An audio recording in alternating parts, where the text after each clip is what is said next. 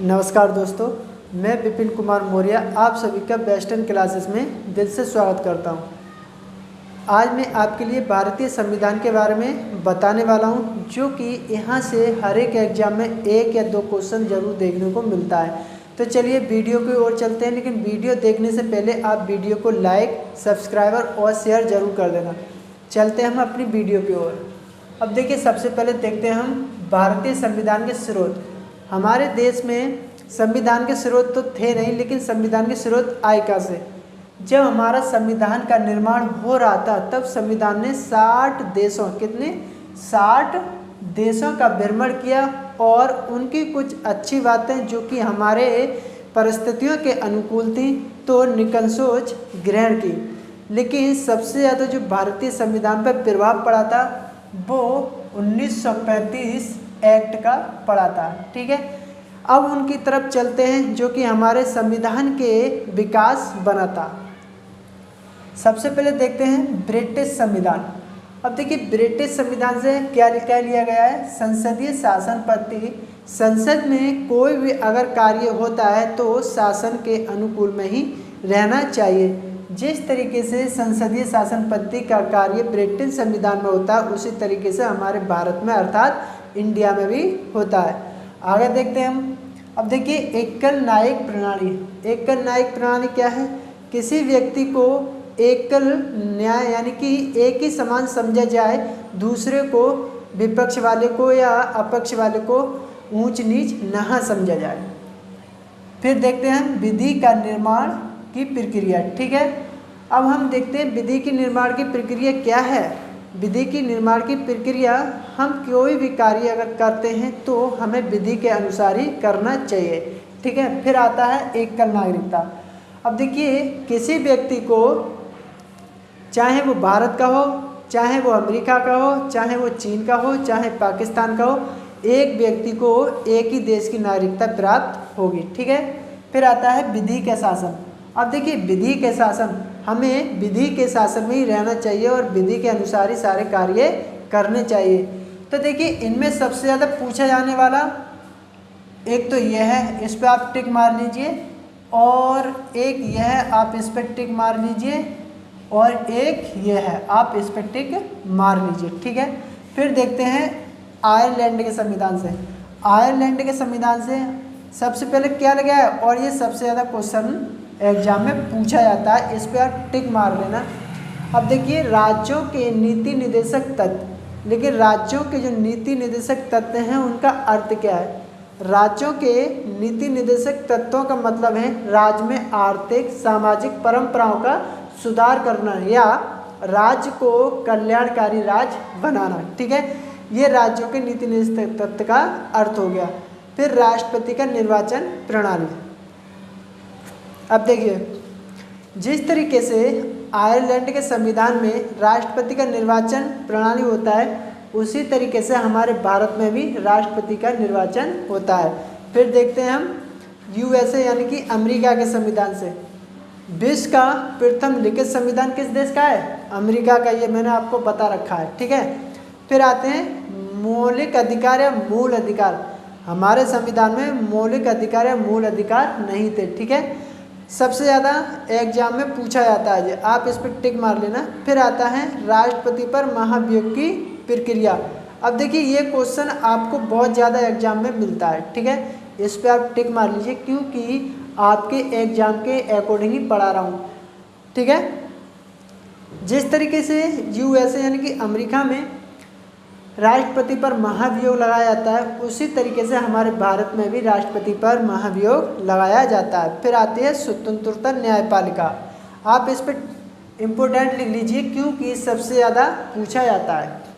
अब देखिए, स्वतंत्रता न्यायपालिका का अर्थ क्या है, मैं बता दूं आपको। अगर चाहे वो सुप्रीम कोर्ट हो, चाहे वो हाई कोर्ट हो, अगर वो किसी का विपक्ष या विरोध ना करते हुए सभी के समान न्याय समझे या न्याय करे, तो उसे हम स्वतंत्र पालिका कहते हैं। स्वतंत्र पालिका का अर्थ है किसी का दाव या दबाव या अधीन ना हो। ठीक है, फिर आता है उपराष्ट्रपति। अब देखिए, उपराष्ट्रपति का भी चुनाव किसके दौरान होता है? जैसे अमेरिका में होता है, उसी तरीके से हमारे भारत में भी उपराष्ट्रपति का चुनाव होता है। ठीक है, आगे चलते हैं हम ऑस्ट्रेलिया के संविधान से। अब देखिए प्रस्तावना की भाषा, सबसे ज़्यादा क्वेश्चन आता है, आप इस पर टिक मार लीजिए क्योंकि वेरी वेरी इंपॉर्टेंट, एग्जाम की दृष्टि से सबसे ज़्यादा महत्वपूर्ण है, ये कई एग्जाम में पूछा जाता है।